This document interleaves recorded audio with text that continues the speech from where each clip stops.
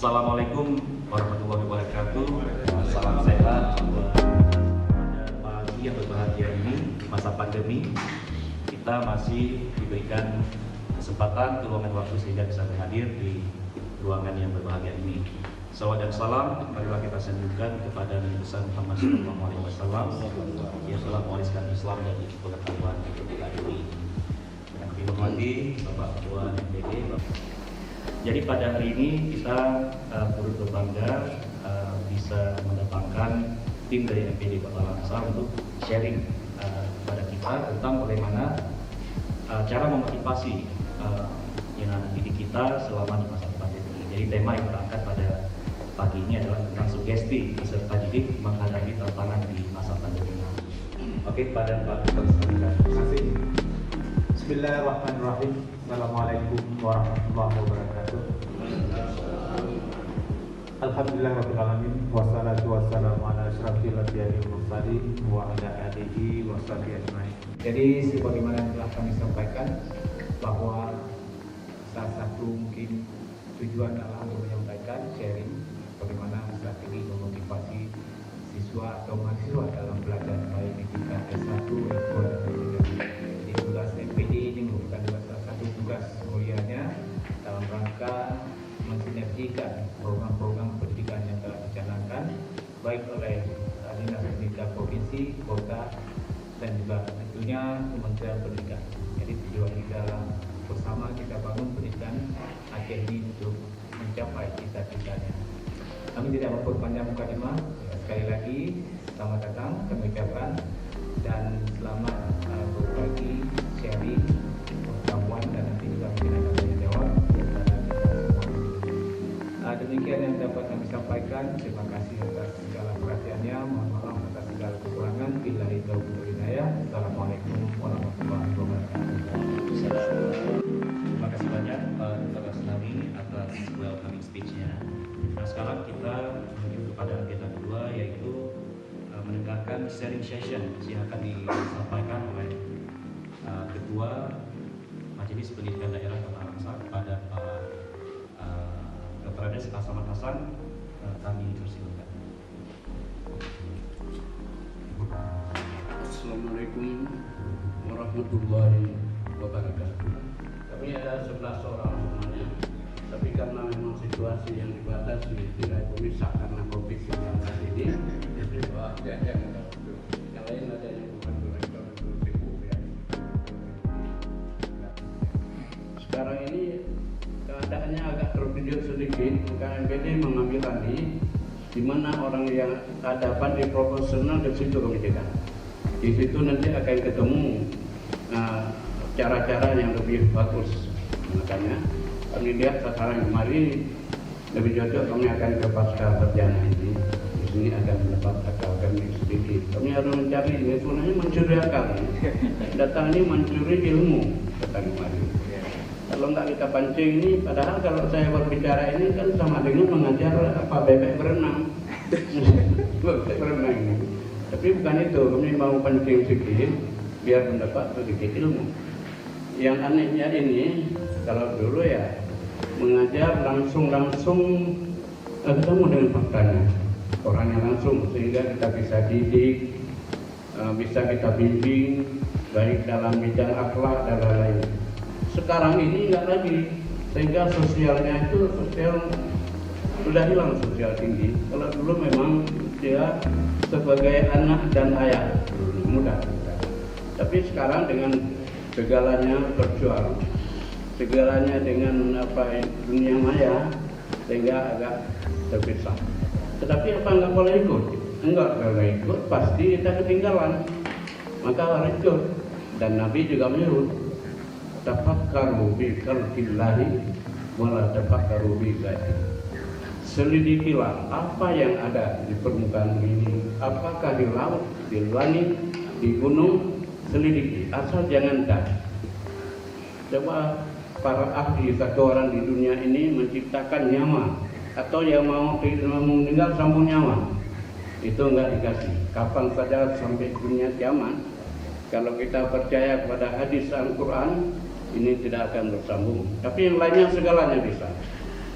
Jadi Semakin diciptakan itu semakin ilmu Allah. Ilmu ini diberikan illa qalila, hanya sedikit saja. Maka tujuan hidup ini ada dua, tujuan pendek dan tujuan panjang.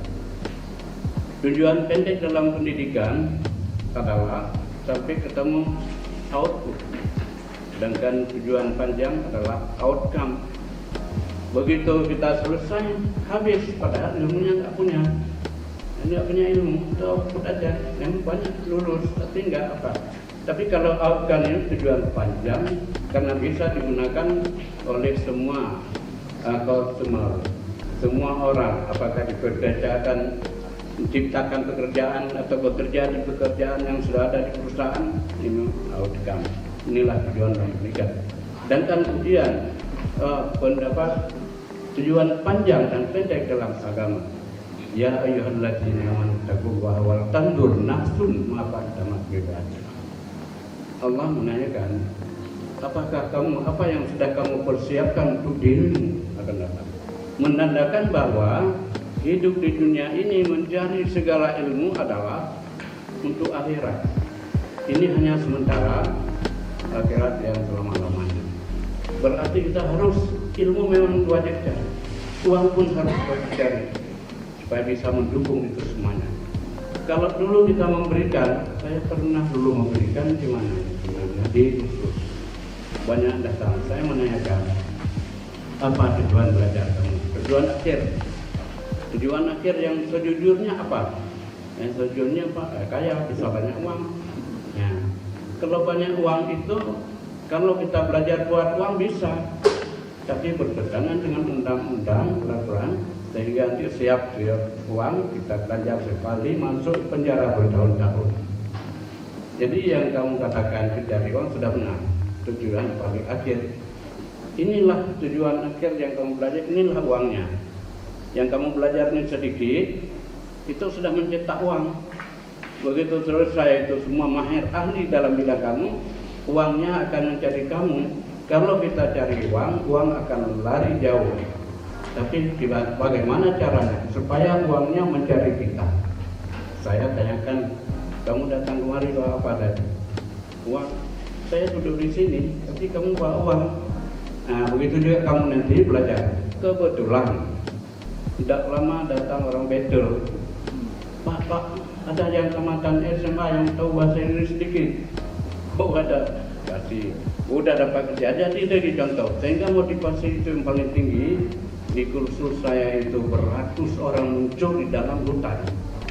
Bangunan pada saat itu lebih bagus bangunan kandang kerbau. Ya, kalau hutan ya. Tapi banyak kali orang. Saya mendadak kaya. Arti kaya, orang lain masih dalam sepeda, saya dapat sampai Honda dengan uang itu. Itu menjadi contoh motivasi dan sugesti entah itu. Jadi saya pikir-pikir ini bukan hanya orang pandai yang memang mencapai hebat. Orang-orang pandai pun kalau sugesti tinggi itu pasti juga pandai. Yang nggak tahu pasti tahu, karena ada sugesti, berarti motivasi tinggi itulah yang harus diberikan. Kalau dekat itu memang kita kasih tahu. Tapi kalau dengan sisi seksual ini bagaimana caranya? Nah ini agak terhambat. Tapi mudah-mudahan bisa. Kalaupun nggak kita berikan seperti ini berbahaya. Cuma saat ini untuk pendidikan di wilayah-wilayah itu, daerah itu jangan diharapkan yang hebat. Kalaupun ada nilai tinggi itu nilainya banyak kepalsu. Karena yang mengisi nilai bukan murid itu. Harus guru membantu. Saya sudah bilang sama wali kota, apa yang dibuat ini? Saya bilang, ini wali kota mengharapkan kepala dinas harus tinggi nilai murid. Kepala dinas tekan kepala sekolah. Kepala sekolah tekan guru, sehingga yang menjawab itu guru, padahal itu palsu. Makanya keluaran dari sekolah banyak tidak bisa keluar karena situasi yang semacam ini. Atau memang secara jujur tidak ada yang bagus. Apalagi selama ini baru belajar di daerah-daerah itu fasilitas nggak ada, HP aja nggak ada. Satu rumah ada 7 orang, harap paling ada 1. Kemudian sinyal nggak bagus. Bagaimana cara belajar itu? Itu enggak. Jadi kalau ada nilai tinggi palsu. Nah sekarang baru kita mencari jalan bagaimana caranya. Juga pemerintah harus memberikan fasilitas yang banyak Kalau di kota-kota seperti mahasiswa oke lah, itu gampang. Lebih enak lagi duduk di rumah, ya umumkan dia semangat mahasiswa nggak habis uang ke sekolah. Dosen pun bisa di rumah aja dan mengerti, karena itu orang udah pandai. Tapi untuk di kampung seperti kami ini programnya tidak lagi memikirkan tuh yang sekarang ini. Sekarang ini urusan dosen aja lebih mahir, tapi ini harus memikirkan untuk 20 tahun ke depan. Tapi kalau memang hanya teknologi aja yang kita kejar, berarti itu hanya mengejar dunia saja, dan kapan saja dia bisa buat bom-bomnya hanya untuk membunuh manusia ke manusia saja. Jadi nggak ada memikirkan lain. Tapi kalau mampu memikirkan masa hidup setelah mati, pendidikan dunia bagus, akhirat berlancar. Inilah yang paling fokus dari cara kami. Untuk selanjutnya mungkin kawan-kawan lagi, saya pikir cukup saya ingatkan dulu, nanti kita akan sambung dalam hal wawancara. Dulu banyak. Demikian, Assalamualaikum warahmatullahi wabarakatuh. Waalaikumsalam warahmatullahi wabarakatuh. Kalau ada mau ditambahkan dari para wakil dan kepala bidang, kami persilakan. Sebelum kita buka sesi tanya jawab dan diskusi. Ini anak-anak sekarang ujian-ujian kan cuma asesmen aja, di mana untuk pemetaan. Jadi nanti dengan adanya sistem pemetaan kemampuan anak, nanti tentu akan nampak ya di Aceh, di Kota Langsa itu tingkat kemampuan pendidikannya itu seperti apa. Ya, mudah-mudahan ini ke depan apabila ini bisa semuanya dirubah, ini kan bisa membuat kebanggaan kita. Ya. Artinya Aceh bisa paling tidak di papan tengah lah, ya, masalah mutu pendidikan. Mungkin ini saja dari saya. Assalamualaikum warahmatullahi wabarakatuh. Sepertilah yang kita lihat, kita urusan di Asia Tenggara yang keberapa? Nah, ini. Yang pertama Singapura. Kita di mana? Oh, ya kalau kita berbicara tentang pendidikan, kita ranking keberapa? Malah dengan Papua, apa lebih hebat Papua atau lebih hebat itu? Kita di bawah Papua lagi. Ini yang tinggi sekali. Ini bagaimana kita mendongkrak sehingga mutu yang kita dongkrak sehingga menjadi itu bukan yang bagus. Kemudian, Assalamualaikum warahmatullahi wabarakatuh. The big theory of success. Jadi teori tentang sukses terpadu. Dalam hal ini, bagaimana kita menggiring anak didik itu bisa sukses secara simultan, bukan sukses parsial. Jadi sukses simultan ini sukses yang mengarah ke sukses dunia akhirat, seperti kata Pak Agus Samad Pak Ketua. Jadi sukses dunia akhirat. Bukan hanya dia menjadi seorang sarjana. Kalau dia hanya menjadi seorang sarjana, berarti dia hanya sukses secara parsial. Tapi menggiring dia sukses secara simultan. Kesuksesan dia itu bisa memanfaat bagi dirinya dan juga bagi orang lain. Sehingga dia akan merasa bertanggung jawab terhadap ilmu yang dia miliki, bukan sebagai dosen untuk membangun mutu pendidikan. Karena ini amanah bagi saya. Guru juga begitu, ini amanah bagi guru. Dia ada rasa tanggung jawab. Jadi tidak semata-mata hanya menyelesaikan tugas mengajar, udah. Bagaimana dampak dari yang dia lakukan hari ini itu masa akan datang. Ini yang mungkin dari saya Pak Iskandar. Bila taufiq hidayah. Assalamualaikum warahmatullahi wabarakatuh. Nah, jadi Bapak Ibu, ini kira-kira mungkin Bapak Ibu punya channel yang panjang, ada kesempatan-kesempatan turun ke daerah, ada bagaimana cara. Mungkin dua sistem ini bisa menjadi dasar ya, untuk menyampaikan usulan-usulan perbaikan. Saya kira demikian. Kalau ini kurang berkenan atau tidak cocok, ya diabaikan saja. Ini hanya pendapat. Ya.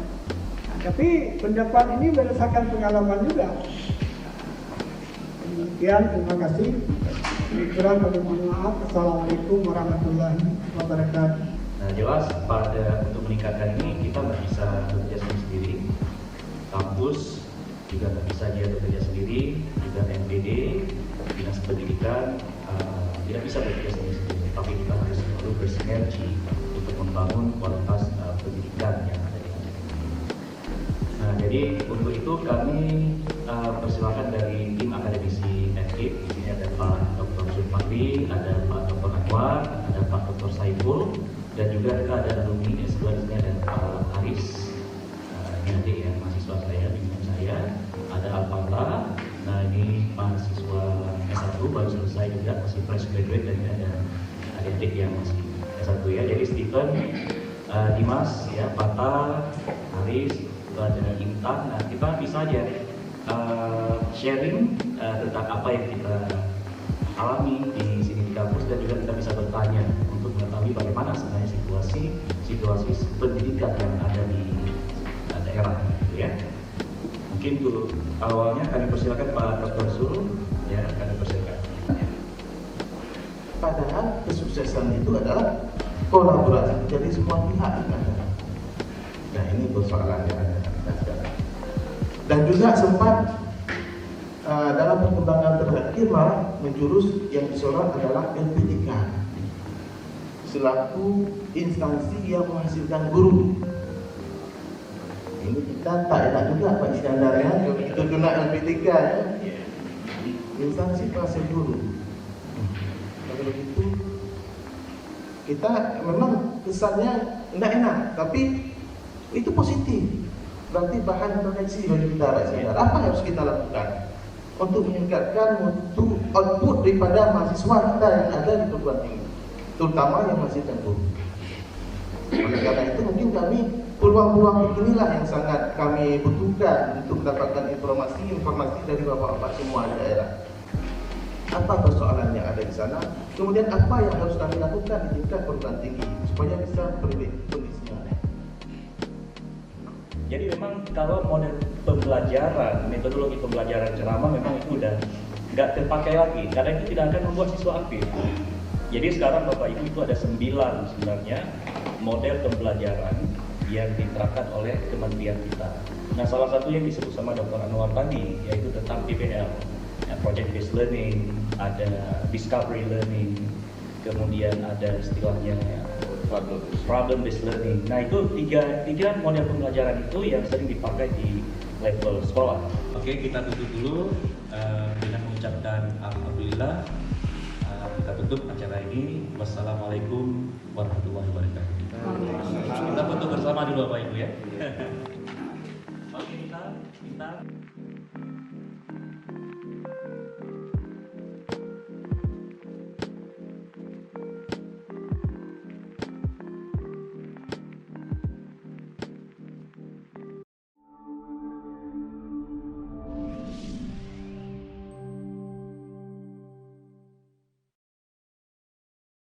So Iskandar, from scale 1 out of 10, how much you would rate the food, sir? 9 out of 10. What is the name for this, sir?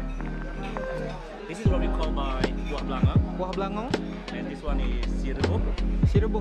This will be one of the species. For the sirebo, how much you would give the rate from 1 out of 10? Well, I could give 10. 10 out of 10? Yes. Are you sure about that? Yes, of course. For the si kambing? Buah belangong? Buah belangong. Yeah, 9. 9. Or 9.5. You recommend people to go here? For sure. For sure. Tell me 2 reasons why people should go here. Well, this is a kind of